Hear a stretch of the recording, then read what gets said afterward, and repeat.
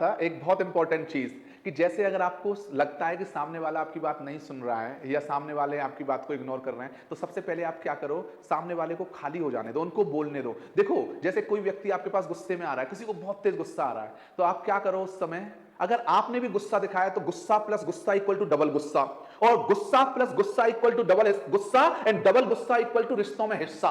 तो रिश्तों में हिस्सा हो जाएगा, फिर बात नहीं करोगे, 2 दिन तक नाराज रहोगे। तो क्या करो, जिस बंदे को गुस्सा आ रहा है उसको बोलने दो, जितना चाहते हैं उतना बोलने दो, उनको खाली हो जाने दो अंदर से। अब जब वो खाली हो जाए तो उनसे एक ही बात कहो, एक ही बात पूछो कि आपको लगता है आप सही हैं, आप इस पे सोचना, मैं कुछ नहीं बोल रहा, आपको लगता है आप सही हैं, आप इस पे सोचना, और उनको सामने वाले पे छोड़ दो। बिलीव मी, क्योंकि हर इंसान में इंसानियत होती है। गुस्सा इंसान की इंसानियत को कम कर देता है, नहीं इंसान में इंसानियत तो होती है। जब बंदे को खुद को रियलाइज होगा, देखो सामने वाले को जब सेल्फ रियलाइजेशन होता है तो ट्रांसफॉर्मेशन होता है, और रियलाइजेशन कराने से उनके अंदर हीन भावना आती है। ध्यान रखो, अगर किसी को आप रियलाइज करा रहे हो तो हीन भावना आएगी, लेकिन सेल्फ रियलाइजेशन से ट्रांसफॉर्मेशन होगा। इसको बोलते हैं आत्मानुभूति। लिख लो, आत्मानुभूति। आत्मानुभूति से किया हुआ परिवर्तन निश्चित रूप से जीवन को क्रांति से भर देता है, विश्रांति से भर देता है, शांति से भर देता है। तो आत्मानुभूति करने दो सामने वाले को, उन पे लादो मत उस चीज को तुम गलत हो, ये मत कहो सामने वाले से तुम गलत हो, उनको एहसास होने दो कि वो गलत हैं। आप उस गहराई में जा पा रहे हो मेरे साथ, आप हैं जो मेरे साथ उस गहराई में जा पा रहे हैं जो मैं आपको ले जाना चाह रहा हूं। सामने वाले को आप डायरेक्ट बोलोगे कि आप गलत हो, सुनो ध्यान से, अगर आप सामने वाले को बोलोगे कि डायरेक्टली तुम गलत हो, तो एक बात बताओ, सामने वाला गलत है और आप कितना भी कह लो गलत है, वो एक्सेप्ट ही नहीं करेगा। यस और नो?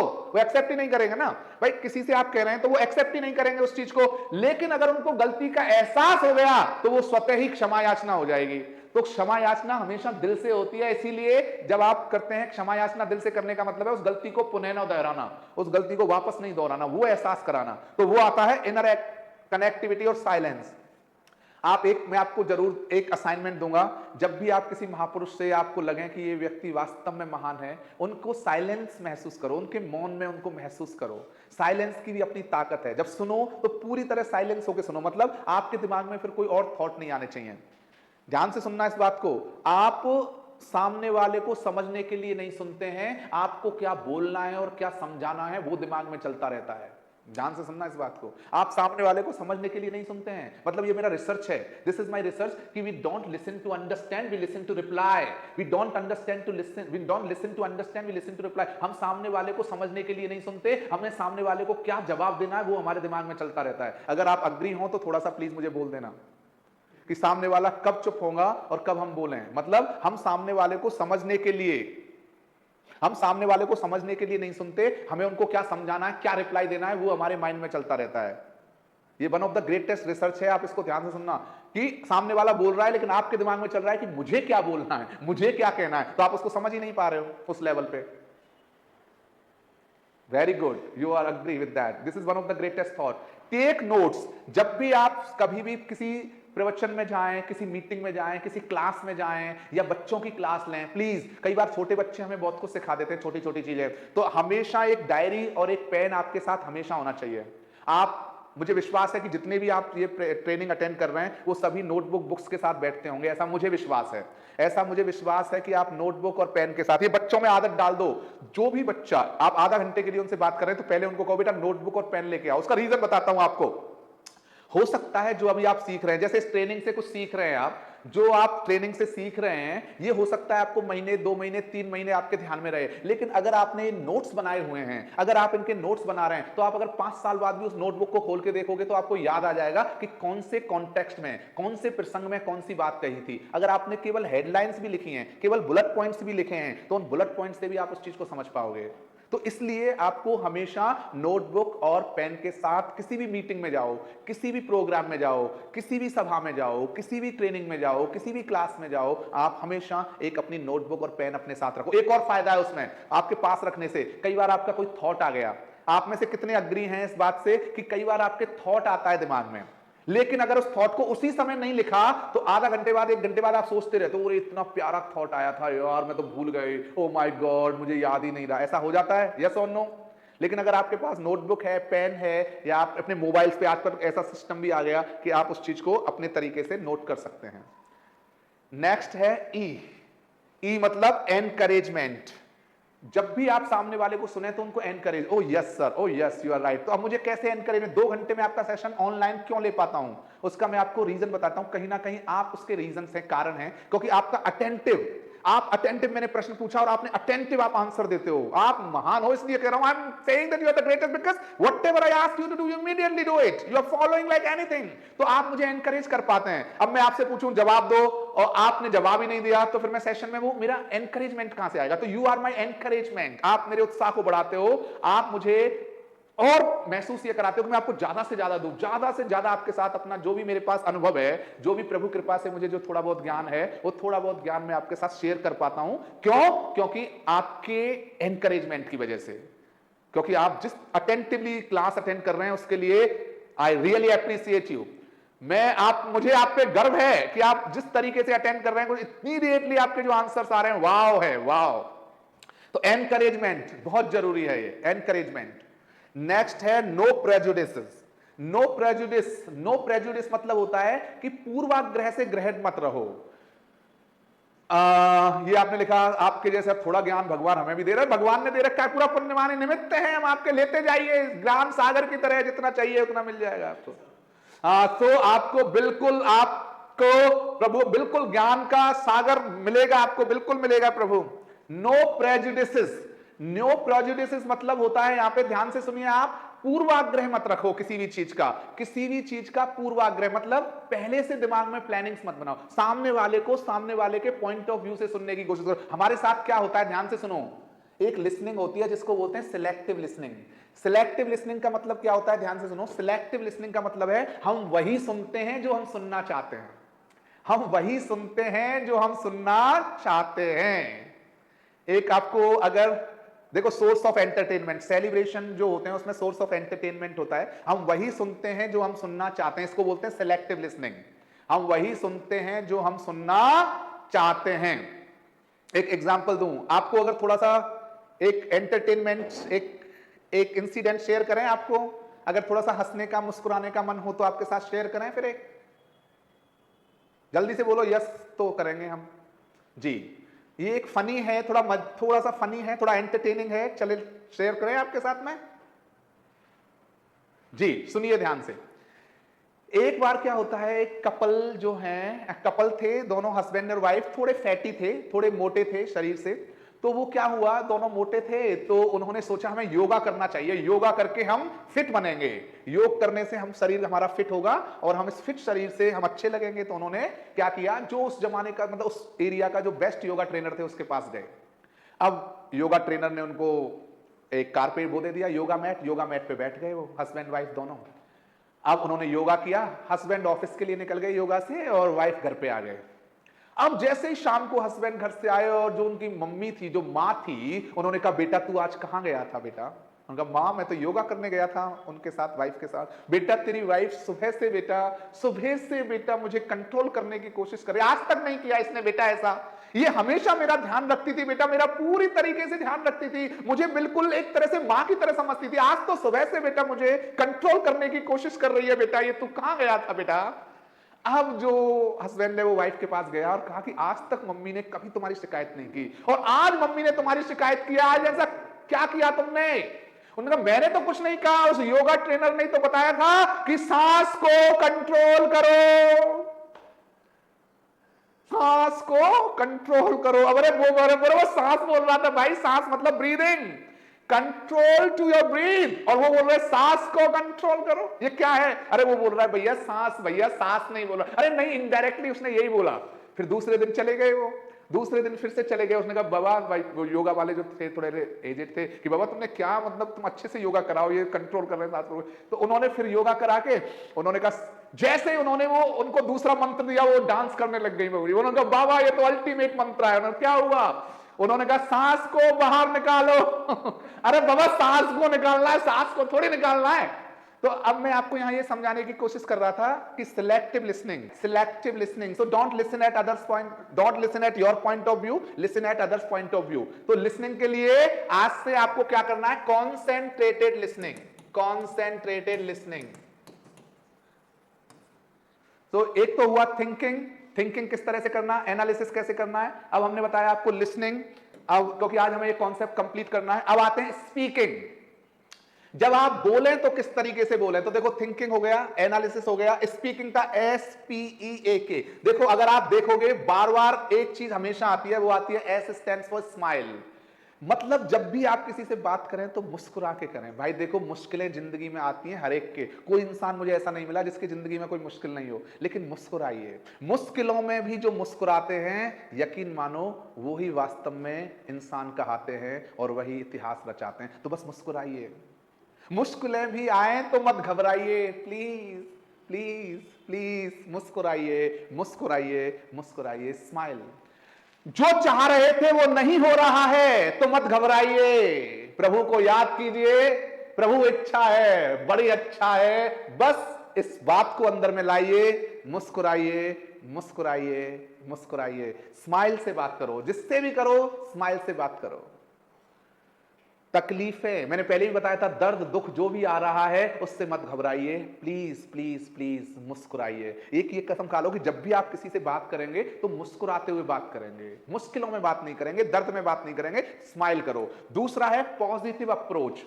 आपके सोच में सकारात्मकता होनी चाहिए। देखो अगर आपने सामने वाले के बारे में ये सोच रखा है कि ये बंदा इसी तरह का है, then you will not be able to see the good things in the person.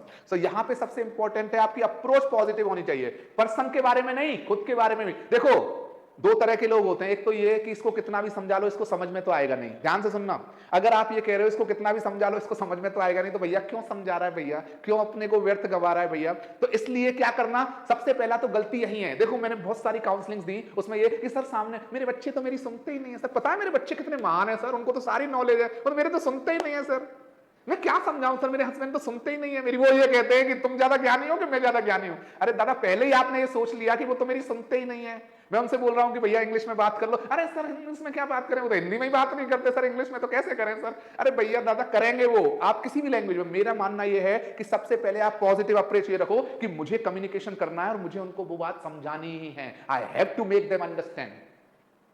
अब आपने पहले ही सोच लिया मेरा बच्चा मेरी सुनी नहीं रहा है तो वो सुनेगा नहीं, वो मेरी बात नहीं सुन रहे हैं तो वो नहीं सुनेंगे, वेरी कॉमन थिंग। तो सबसे पहले अपनी अप्रोच को पॉजिटिव रखो। जब भी आप बोलो इस भावना से बोलो कि मैं जिस उद्देश्य से बात कर रहा हूं, in whatever object and am I am talking, I will be successful 100%, मैं उसमें सफल होऊंगा ही होऊंगा, आज नहीं तो कल होऊंगा। आप जुड़ पा रहे हैं मैं क्या कहना चाह रहा हूं। तो नेगेटिव अप्रोच मत रखो, कभी भी नेगेटिव अप्रोच से कम्युनिकेशन नहीं करना है, always have the positive approach. Next है एंथुजियाज्म, उत्साह होना चाहिए, 100% एंथुजियाज्म होना चाहिए, उत्साह होना चाहिए। जिसके जीवन में उत्साह होता है उसके जीवन में आनंद भरपूर होता है, जिसके जीवन में उत्साह होता है उसके जीवन में आनंद भरपूर होता है, वो गमों से कोसों दूर होता है, वो गमों से कोसों दूर होता है। तो देखो एक बात बताते हैं, देखो टेंशन हर इंसान की जिंदगी में, तनाव हर एक में, दुख हर इंसान के पास है, चिंता किसी को धन कमाने की, किसी को मन बनाने की, किसी को आगे जाने की, किसी को किसी से मिल जाने की, किसी कुछ ना कुछ कोई ना कोई परेशानी हर इंसान का। अरे जब है ही परेशानी तो उस परेशानी को उत्साह से फेस करो, तकलीफों को उत्साह से फेस करो। देखो जिंदगी को अगर जीना है ना तो उत्साह से जियो, हर पल उत्साह होना चाहिए अंदर में, एक उत्साह का एक सागर, ओ माय गॉड होना चाहिए अंदर में, एक वाइब्रेशंस होने चाहिए, एंथुसियाज्म। जब भी किसी से, देखो अगर आप थके हुए दिल से बात करोगे तो थकान लाओगे, और अगर उत्साह से बात करोगे तो मुर्दे में भी जान लाओगे। तो आपका उत्साह ऐसा होना चाहिए, ऐसा होना चाहिए।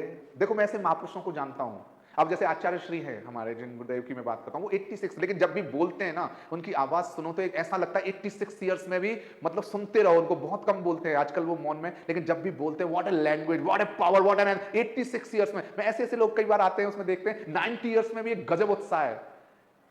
मतलब ये एक मैं धन्य हूं ऐसे कुछ महात्माओं से मिलकर कि जिनके कमिटमेंट्स है कि सर 90 में भी 19 का जीना है अपने को। वो भाव होना चाहिए हर पल, वो एहसास होना चाहिए, एंथुसियाज्म। आदमी उम्र से बूढ़ा नहीं होता, आदमी उम्र से बूढ़ा नहीं होता, आदमी भावनाओं से उत्साह की कमी के कारण बूढ़ा होता है, याद रखो। उम्र को दराज में रख दें और अपने आप को उत्साह से भर दें। कुछ भी काम करो सर, जब भी बोलो किसी से, बच्चों को पढ़ाने, अब बच्चों को पढ़ा रहे हो आप और सोते सोते पढ़ा रहे हो या थके हुए पढ़ा, आज देखो बेटा हमारे को थकान हो रही है तुम खुद पढ़ लो, वो बच्चे नहीं पढ़ेंगे। उत्साह होना चाहिए, उत्साह, एनर्जी होनी चाहिए। उत्साहवान हो आप? अरे आप उत्साहवान हो क्या? ध्यान से सुन लीजिए, तो एंथुसियाज्म होना बहुत जरूरी है। तो उत्साहवान है, हाँ जी हाँ जी हाँ जी हाँ जी, दिखाइए कितने उत्साहवान हो, जल्दी जल्दी से, yes yes yes yes yes yes, wow जी, yes yes yes yes yes yes yes yes yes yes. अच्छा एक नई चीज बताता हूं आज आपको। अच्छा कौन कौन है जो उत्साहवान होने का रहस्य जानना चाहते हैं? उस दिन किसी ने पूछा था कि सर उत्साहवान क्या कैसे बना जाता है, तो इसका एक ही रहस्य है, फिर कभी बता देंगे, चलो आज नहीं। फिर बता, अब इतनी सारी चीजें होती हैं ध्यान में, क्या है, फिर बता देंगे आपको।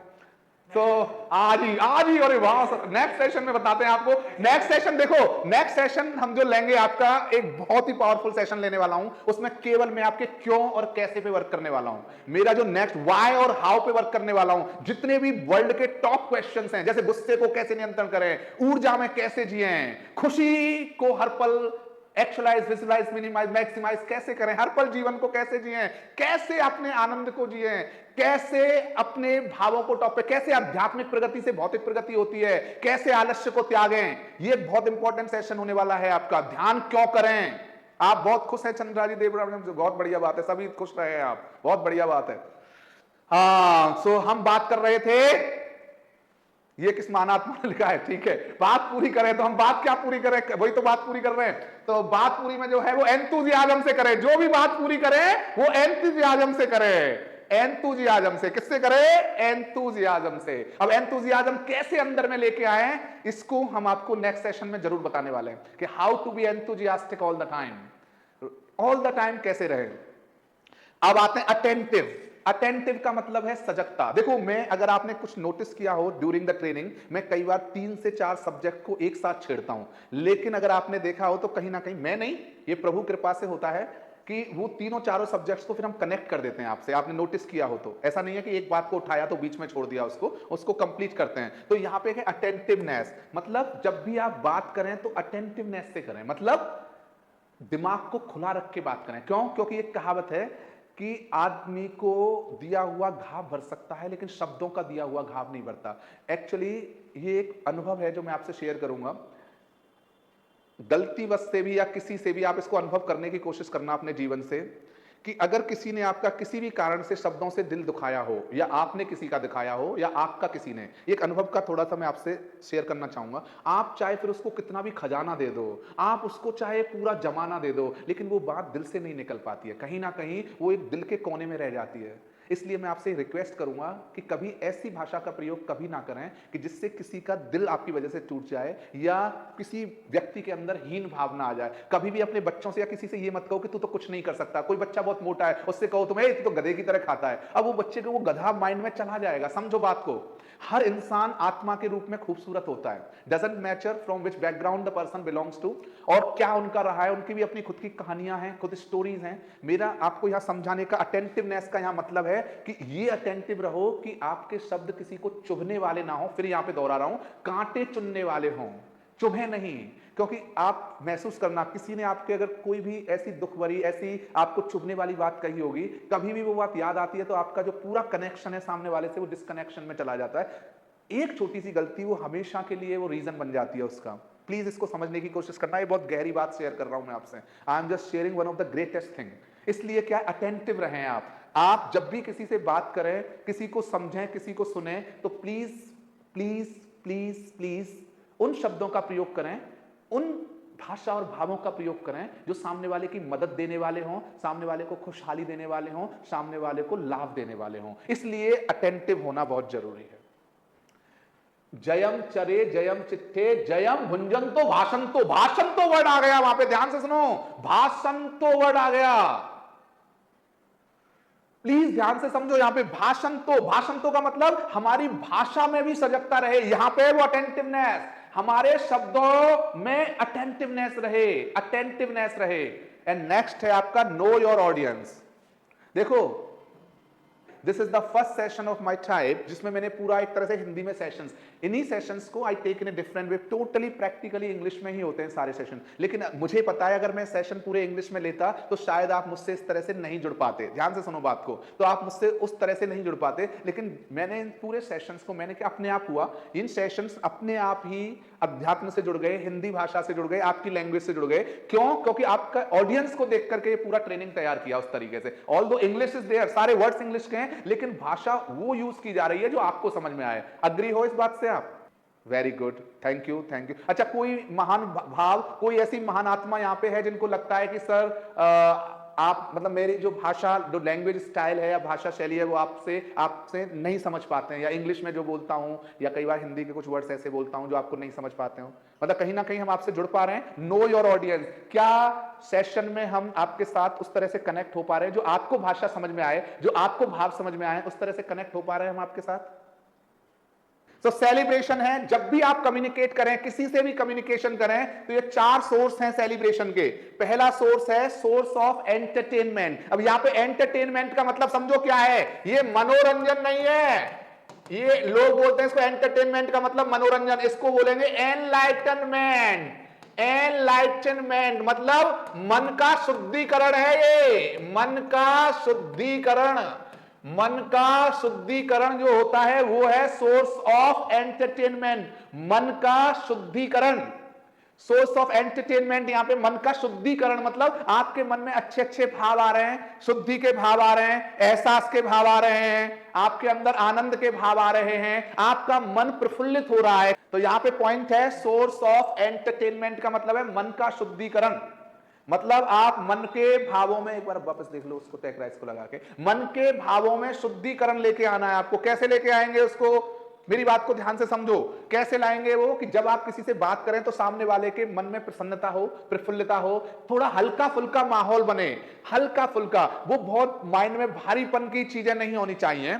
सोर्स ऑफ एंगेजमेंट, एंगेजमेंट का मतलब है केवल अपनी अपनी बातें ना करते रहें, सामने वालों की भी सुने। जैसे मैं आपको बोलता हूं चैट बॉक्स में जैसे मैं आपको बोलता हूं कि भाई आपको अपने कमेंट्स लिखिए, जो मैं बोल रहा हूं वो लिखिए, तो वो होता है एंगेजमेंट। सामने वाले को एंगेज करने की कोशिश कीजिए, सामने वाले को एंगेज करिए, तो वो होता है सोर्स ऑफ एंगेजमेंट। तीसरा है सोर्स ऑफ इंस्पिरेशन।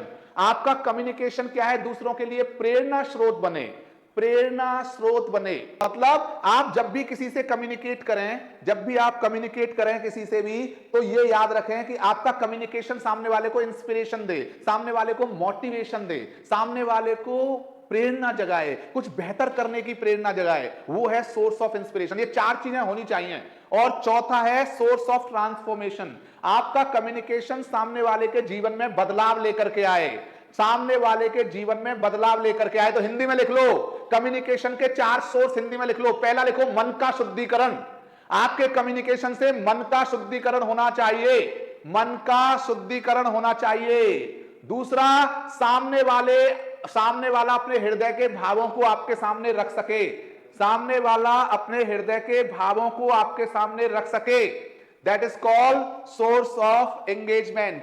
तीसरा है सोर्स ऑफ इंस्पिरेशन।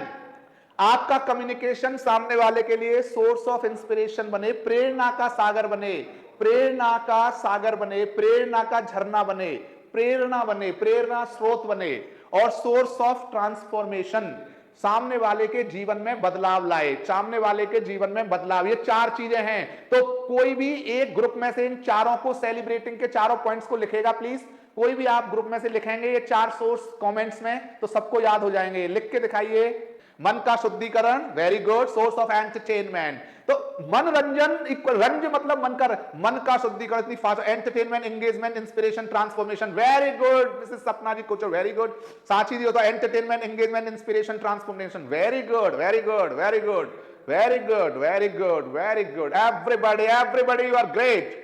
एवरीबॉडी, देखो आप इतना कोऑपरेट कर रहे हैं, मोबाइल्स पे सेशन अटेंड कर रहे हैं, देखो आप सारे मौजूद हैं यहाँ पे। ये इस बात का सूचक है, ये इस बात का सूचक है कि आप पूरा दिल से ट्रेनिंग अटेंड कर रहे हैं। I am proud of you, I am proud of you that you are attending the session with all energy and passion.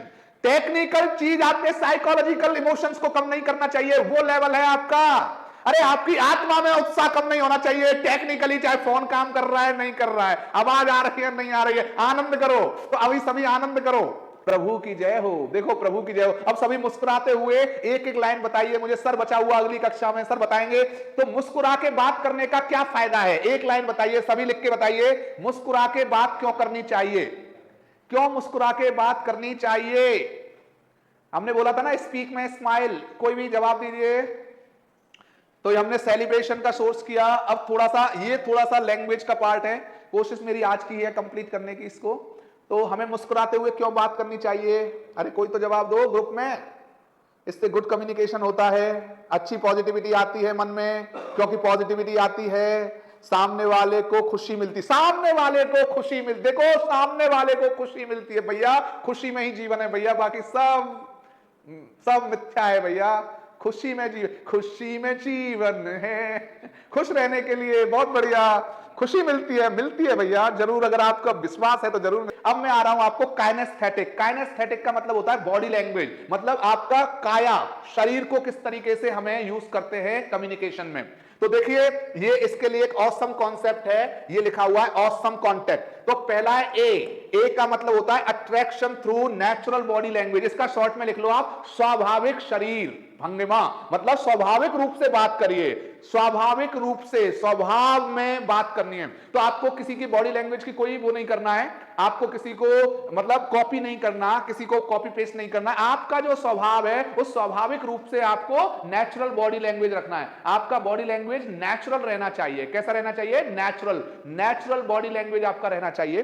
दूसरा है डब्ल्यू मतलब होता है वार्मथ। वार्मथ का मतलब होता है यहां पे उत्साह पूर्वक मिले, मतलब अपने भावों को दिखाएं। आपकी भाव भंगिमा दिखनी चाहिए, मतलब सामने वाले को यह महसूस होना चाहिए कि आपको उनसे मिलकर के खुशी हुई है, आपको उनसे मिलकर के खुशी हुई है, वो आपके भावों में अच्छा, आप में से कितना ये बिलीव करते हैं कि कई बार आप सामने वाले को मिलते हैं तो आपको लगता है यार किसका मुंह देख लिया सुबह सुबह, ना तो चेहरे पे मुस्कान है, ना कोई एहसास है, ना कुछ है, मतलब ऐसे मिलते हैं सामने वाले को जैसे कोई बहुत बड़ी मुसीबत में है। लेकिन कुछ को देख के आपको ऐसा लगता है, जब मिलते हो तो आपको लगता है वाह जिंदगी में बाहर आ गई भाई साहब, आनंद आ गया भाई साहब, ओ माय गॉड हो गया। तो ये क्यों है? तो उस समय जिससे भी मिले पूरा उत्साह से, उमंग से मिले, उल्लास से मिले। तीसरा है इजी गोइंग। ऑसम कॉन्सेप्ट में ई है easy going, awesome, attraction through natural body language, warmth, easy going, मतलब इजी गोइंग रहो। एक बात सबसे पहले ध्यान रख लो, इसको पॉजिटिव लेना, चाहे आप इसको पॉजिटिव लेना, आप चाहे मोटे हैं, पतले हैं, काले हैं, गोरे हैं, छोटे हैं, मोटे हैं, कैसे भी हैं, आप अपने आप में बेस्ट हैं। सबसे पहले इसको ध्यान में रखना, यू आर द बेस्ट। तो आप इजी गोइंग में मिले। ये नहीं कुछ लोग कॉन्शियस हो जाते हैं, ओ माय गॉड मैं कैसे बात करूं, मैं मोटा हूं, मैं पतला हूं, मैं छोटा हूं, मैं ऐसा हूं। अपने आप में बेस्ट है, भगवान ने आपको सबसे बेस्ट बनाया, ये मान के चलो। अपने आप को रिस्पेक्ट दो, इजी गोइंग रहो, क्योंकि जो इंसान अपने आप को रिस्पेक्ट नहीं कर सकता उसका कोई रिस्पेक्ट नहीं करता। जो इंसान खुद से प्रेम नहीं कर सकता वो किसी से भी प्रेम नहीं कर सकता। जो इंसान खुद के एस्टीम में नहीं जी सकता, खुद के आदर में नहीं जी सकता, उसको कहीं से भी आदर नहीं मिलता, ये याद रखो। तो इजी गोइंग जियो जिंदगी को, मतलब अपने आप को सरल, मतलब सीधा। इसीलिए किसी ने कहा सिंपल लिविंग हाई थिंकिंग, सादा जीवन उच्च विचार, साधारण तरीके से जियो। नेक्स्ट है स्पार्कलिंग प्रेजेंस। इसका मतलब होता है स्पार्कलिंग प्रेजेंस का मतलब होता है जिंदा दिल उपस्थिति, मतलब आपसे जो मिले उनके चेहरे पे मुस्कान आ जाए, मुर्दा भी खड़ा हो जाए और उसके अंदर भी जान आ जाए। ऐसा होता नहीं है, ऐसा होता नहीं है, लेकिन वो मुर्दा भी कहे भाई एक बार तो इससे मैं मिल लूं भाई, मतलब वो होता है स्पार्कलिंग प्रेजेंस। मतलब आपको देख के सामने वाला सोचे क्या जीता है भाई, क्या जीते हैं यार, कैसे जीते हो, वो भाव आना चाहिए आपसे मिलके। आपसे मिलके देखो, मतलब सामने वाला भूल जाए सारे दुख को, दर्द को, तकलीफ को, परेशानी को, और बस फील करे कि भाई जिंदगी वास्तव में खूबसूरत है। That is called sparkling presence. और वो तब होगी जब आपका बॉडी लैंग्वेज में स्पार्क, मतलब आपके मन में अगर स्पार्क है तो वो बॉडी लैंग्वेज में दिखेगा। तो बुझे बुझे से मत रहो, टूटे टूटे से मत, और दुख को तो बिल्कुल शेयर मत करो। मैं सच बता रहा हूं, अपने, मैंने पहले भी बताया था, अभी भी बताया, दर्द को हमदर्द बनाते हुए आगे बढ़ते जाओ, चिंता मत। मैंने पिछली बार एक शायरी भी दी थी, उसका लास्ट लाइन था कि ये कोई नहीं दुनिया में तो गम ना कर, क्योंकि खुद से बड़ा कोई हमसफर नहीं होता, खुद से बड़ा कोई हमसफर नहीं होता। क्योंकि अगर खुद आप हमसफर बन गए तो आप देखेंगे कि सारी दुनिया में खुदा भी आएगा आपके साथ हमसफर बनने के लिए। तो स्पार्कलिंग प्रेजेंस। नेक्स्ट है ओपन पोस्चर। ओपन पोस्चर, देखो ऐसे नहीं खड़ा होना है कभी भी, ऐसे नहीं हाथों को रखना है, ऐसे नहीं रहना है। तो use your hands when you are speaking, please use your hands and share with the people. So when you share your hands and share with the people, gradually क्या होता है, hands movement is the sign that you are just sharing everything with all passion and progression. Next आता है आपका movement of lakhs. तो बहुत ज्यादा कथक नहीं करना बोलते टाइम आपको, आपका ऑसम कॉन्सेप्ट में मूवमेंट्स नहीं होता है, लैक्स स्ट्रेट होने चाहिए आपके। कुछ लोग होते हैं जैसे बोलते हुए ऐसे ऐसे ऐसे, मैं कह रहा था, मैं सुना रहा था, मैं आपको दिख रहा हूं, ऐसे डांस करते हुए कुछ दिख रहा है, मैं ऐसे नहीं करना है। You have to stand straight actually and then share with straight statement. And last one है ई। ई का मतलब है आई कांटेक्ट, ई का मतलब है आई कांटेक्ट। जैसे सचिन ने मुझे कहा कि सर कैमरे की तरफ देखना है आपको, तो आई कांटेक्ट, पर मैं आपकी तरफ आई कांटेक्ट। आई कांटेक्ट मतलब जब भी आप किसी से बात करें तो सामने वाले की आंखों में देख के बात करें, घूर के बात नहीं करनी है, उसको आंखों में घूरना नहीं है, आंखों से मुस्कुराते हुए। देखो आंखों से आंखों का बहुत प्यारा कनेक्शन होता है, इसीलिए दो चीजें हैं, अगर आपने दो चीजों को सुधार लिया तो जिंदगी सुधार लोगे। आंखों से अच्छा देखो और कानों से अच्छा सुनो, जिंदगी खूबसूरत हो जाएगी। मतलब आंखों से ऐसा देखो ही मत जिसकी वजह से आपको दुख महसूस हो, परेशानी हो, हताशा हो। कानों में ऐसा कुछ सुनो ही मत, ऐसा कुछ कानों में सुनो ही मत जिससे कि कोई नेगेटिविटी अंदर जाए। अगर आपने इन दो को संभाल लिया तो आप कम्युनिकेशन क्या, गॉड फादर ऑफ कम्युनिकेशन बन जाओगे। अच्छा सुनना है, जो कानों को अच्छा लग रहा है, जिससे आपको पॉजिटिविटी मिल रही है, जिससे आपको प्रोग्रेस हो रहा है, पीस मिल रहा है, अंदर में कुछ बेहतर सा जग रहा है, मतलब आपको खुद का अपने अस्तित्व का एहसास हो रहा है, ऐसा कुछ सुनो। जहां भी आपको लगे कि आपको नेगेटिविटी आ रही है, आपको सेल्फ डाउट आ रहा है, जहां पे भी आपकी जो आपका ओरिजिनलिटी है वो ओरिजिनलिटी डाउन हो रही है, उस चीज को आप अवॉइड करिए, प्लीज वो मत सुनिए। पहला तो सुनना। दूसरा है देखना। जैसा आप देखोगे उसी तरह के भाव आपके अंदर में आएंगे। तो जितना भी कम्युनिकेशन जो होता है वो दो चीजों से ही होता है, तो सुनने से और देखने के। दो पावरफुल सेंसेस हैं, ये दो पावरफुल सेंसेस हैं जिनको बोलते हैं सुनना और देखना। तो अगर आपने अपनी लिसनिंग को अपने अकॉर्डिंग ढाल दिया और अपने देखने को अपने अकॉर्डिंग ढाल दिया, तो believe me you will be the master of your life. अगर अपनी जिंदगी का मास्टर बनना है तो वही सुनो जो सुनना चाहते हो। यहां पे सुनने का मतलब जो आपको प्रोग्रेसिव वे में लेके जाए, वही देखो जिससे आपको कुछ करने का जज्बा जगे, कुछ बड़ा करने का जज्बा जगे, कुछ ऐसा करने का कि हाँ मैं भी कुछ कर सकती हूं जीवन में। That is called listening and speaking. So ये हमारा कॉन्सेप्ट था, awesome concept of body language. Attractive natural body language, warmth, easy going, sparkling presence, open posture, movement of your legs and finally eye contact. अब what kind of communicator you are, अब अपना एक analysis करना है आपको और मुझे बताना है कि आप किस तरह के कम्युनिकेटर हो। ये चार तरह के कम्युनिकेटर्स होते हैं दुनिया में, चार तरह के। पहले होते हैं पैसिव कम्युनिकेटर, ना तो इनको बोलने में आनंद आता है ना सुनने में आनंद आता है। ये क्या करते हैं, सुनेंगे और उबासी लेते रहेंगे, पीछे बैठ जाएंगे और उनको बड़ी मस्त नींद आती है। प्रवचन में आपने देखा कुछ लोग महापुरुषों के जाते हैं कुछ, या कोई प्रोग्राम ट्रेनिंग अटेंड कर देंगे, पीछे बैठ जाएंगे और हमसे और इतनी तेज तेज आवाज में। वो होता है पैसिव कम्युनिकेटर, ना तो इनको सुनने में आनंद आता है ना बोलने में आनंद आता है। इनसे पूछो कैसा रहा, अरे बड़ा आनंद आया भाई, बड़ा आनंद आया भाई, क्या नींद आई भाई। तो ये पहला पैसिव कम्युनिकेटर, ना तो ये सुनते हैं ना बोलने में इंटरेस्ट लेते हैं। दूसरे हैं पार्टिसिपेटिव कम्युनिकेटर, इनसे मेरा बहुत पाला पड़ता है। ज्यादातर मेरे पास जो आते हैं वो पार्टिसिपेटिव कम्युनिकेटर होते हैं। क्या होते हैं, सुनेंगे बड़े प्यार से, सुनने में इनको बड़ा आनंद आता है। इनसे कहो बोल ले भाई, दादा बोल लो भाई, भाई बोल लो भाई प्रभु। नहीं सर हमें तो बोलना ही नहीं, हमें तो सुनना है। अरे सुनना नहीं है, सुनाना भी है, बोलना भी है।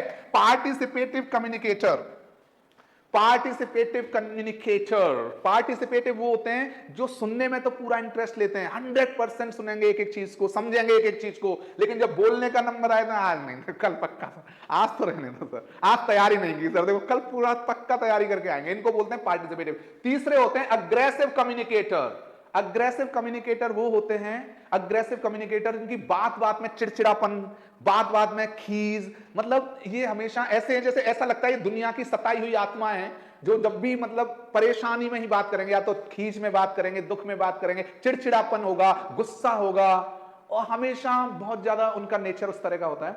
और चौथा होता है एंथुजियास्टिक कम्युनिकेटर, उत्साहवान कम्युनिकेटर होते हैं। ये वो होते हैं जो उत्साह से सामने वाले की बातों को सुनते हैं और उत्साह से ही अपने आंसर्स देते हैं, उत्साह से ही बात करते हैं। ये चार तरह के कम्युनिकेटर होते हैं। अब मुझे ये बताइए जल्दी से, इन चार में से आपने इतने सेशंस में 5 वीक्स हो चुके हैं हमारे, 2 वीक्स आर लेफ्ट, तो इन 5 वीक्स में आपने किस तरह का कम्युनिकेटर पाया है बताइए कितने हैं। Enthusiastic, very good. कम्युनिकेटर 4, वो फोर्थ, वाह इतना सान गए आप हमको, बहुत बढ़िया। एंथुजियास्टिक, एंथुजियास्टिक फोर्थ, वो हाँ, तो आपको अब क्या बनी, ये तो चलो हमको बना दिया आपने, बहुत बढ़िया, धन्यवाद। अब आप किस तरह का बनना चाहते हैं,